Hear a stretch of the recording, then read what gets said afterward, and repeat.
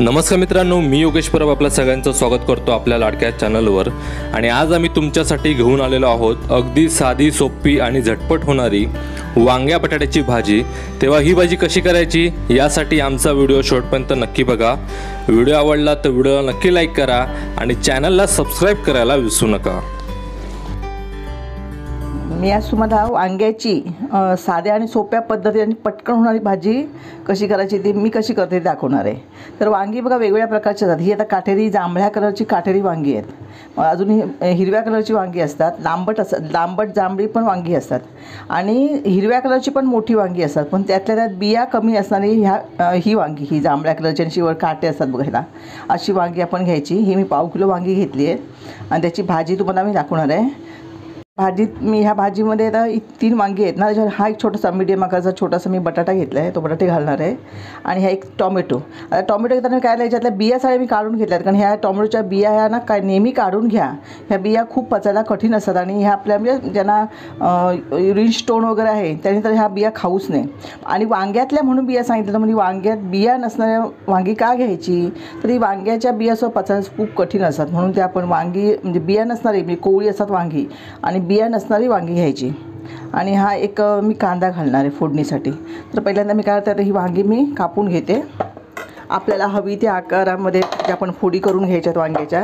तर पहिल्यांदा आपण हा देठ काढून घ्यायचा आहे, स्वच्छ मी 2-3दा धुवून घेतली आहेत आणि ह्या पाण्यामध्ये टाकल्यानंतर धुणार आहे।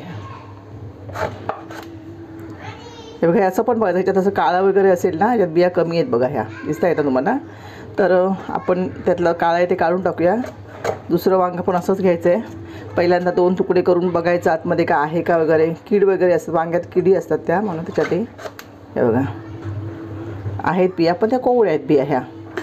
तर आता मी ह्या वांग्याच्या फोडी काढून घेणार आहे, आपल्याला हव्या त्या आकाराच्या। आणि वांगं पटकन शिजतं म्हणून बटाटा हे बघायच्यात नाही त्याची वांगी, अशी वांगी आपण निवडायची बिया कमी असणारी। आणि लक्षात घ्यायचं, आपल्याला कळलं इथं की ही जांभळ्या वांग्यांमध्ये बिया कमी असतात, मग त्यातल्या लहान वांगी घ्यायची, मोठी वांगी घ्यायची नाही। तर आपल्याला हव्या त्या आकाराच्या आपण इथे काय करणार, मला हवे आहे तशा मी फोडी करून घेणार आहे, याच्यात फोडी केल्या तशा अशा मी सगळी वांगी चिरून घेते, नंतर पुढची कृती तुम्हाला दाखवते। तर आई आज जी वांग्याची भाजी दाखवते आहे ती अतिशय झटपट होणारी आहे, कमी साहित्यामध्ये होणारी आहे। तेव्हा तुम्ही पण ती नक्की करून बघा। आणि जेव्हा आपल्याला वेळ कमी असतो किंवा एखादी भाजी आपल्याला पटकन करायची असते, तेव्हा अशा प्रकारच्या भाज्या खूप उपयोगी येतात। हे बघा वांगं मी असं बारीक चिरून घेतलं आहे आणि 1 बटाटे घेतले। तुम्हाला जास्त बटाटे आवडत असेल तुम्ही जास्त बटाटे घेऊ शकता, 2 बटाटे घेऊ शकता, पण मी 1च बटाटे घेतली आहे। आणि ह्या बटाट्याचे लहान फोडी घेतल्यात, कारण आपण बटाटे आधी फोडणीवर शिजून घेणार आहोत आणि नंतर वांगं घालायचं, कारण वांगं ते जरा पटकन शिजतं म्हणून। आणि हा 1 टोमॅटो, 1 कांदा घेतला आहे। तर मी आता फोडणीसाठी गॅसवर टोप ठेवलं आहे, त्याच्यामध्ये मी 2 चमचे तेल घालते। हे बघा तेल तापलं आहे, जरासं मी किंचित हिंग घालते आणि आता कांदा आणि टोमॅटो चांगला आपण तेलात परतून घेऊया, शिजवणार नाही जास्त, कारण तो भाजीबरोबर शिजेल ना, म्हणून बघा नुसतं असं परतून घ्यायचं आहे।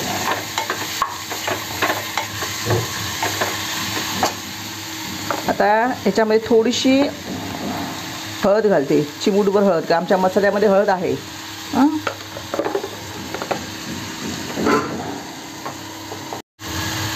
बघा किंचित आलं लसूणची पेस्ट घालते, तर ह्याच्यामध्ये चांगली एक वेगळीच चव येते म्हणून।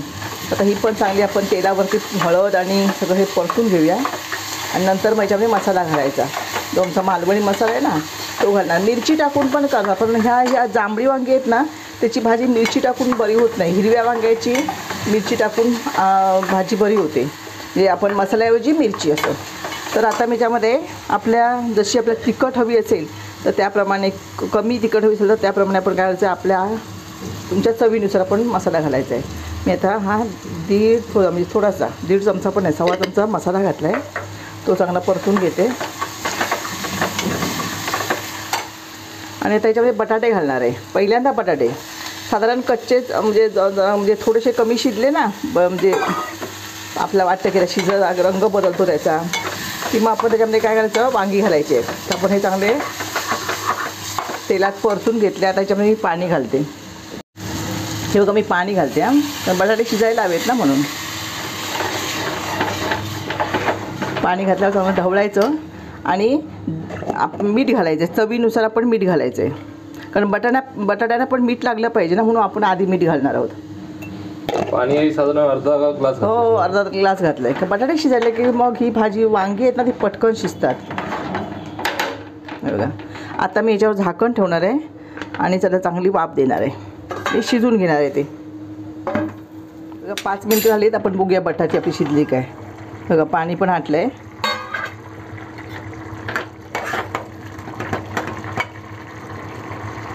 अर्धी कच्ची झाली आहे बटाटी. आता आपण याच्यामध्ये धुतलेली ही वांगी जी आहेत फोडी केलेल्या ती वांगी आपण घालूया.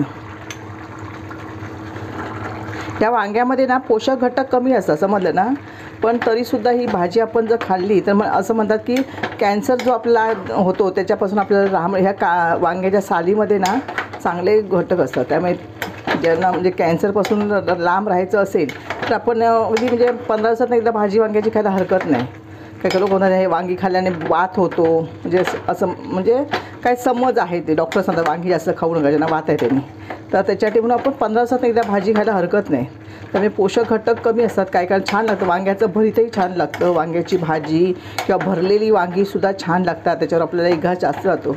तर आता काय करते, ह्याच्यावरती परत झाकण ठेवते आणि मी ही भाजी आणि 5 मिनटं शिजवते, कारण वांगी 5 मिनटात शिजणार आहे की आपली भाजी पण तयार होईल. पण हे बघा वांगी पण शिजली आहे, थोडीशी राहिली कच्ची. थोडंसं आपण पाणी, रसभाजी हवी असेल ना म्हणजे भाकरीवर खायला, तर आपण त्याच्यामध्ये थोडंसं पाणी हवं असेल तर घातलं सुद्धा चालतं. आता ही बघा बटाटी आहे, हे बघा बटाटी शिजली आपली. आता वांगी आता शिजतील आणि पुढे आता मी काय करणार आहे ह्याच्यामध्ये खोबरं घालणार आहे. हे खोबरं आणि थोडीशी कोथिंबीर घालणार आहे भाजीला चव येण्यासाठी. आणि आता हे सगळं झालं आहे ना, सुकी होईल भाजी, भाकरीवर खायची आहे ना, म्हणून थोडे बघा वांगं झालं आहे सगळं चांगलं, ह्याच्यामध्ये म्हणजे निघालं आहे सगळं ह्याचे बघा. आता चिमूटभर ना मी गूळ पावडर टाकणार आहे, कारण काय माहिती आहे थोडंसं वांग्यामध्ये आंबट आपण टोमॅटो घातलं आहे ना, मग त्याच्यासाठी थोडंसं चिमूटभर हे मी गूळ टाकलं आहे, त्याच्यामुळे आणखीन एक चांगली वेगळी चव येते त्याला. ते बघा, तर अशा प्रकारची आपली भाजी पूर्ण 10 मिनटात तयार झाली आहे. आवडत बऱ्याच जणांना वांग्याची भाजी नाही आवडत, पण काय बऱ्याच म्हणजे लोकांना आवडते वांग्याची भाजी. तर अशा प्रकारची वांग्याची भाजी मी करते. तुम्हाला आवडली तर तुम्हीसुद्धा करून बघा आणि कशी वाटली ते मला सांगा.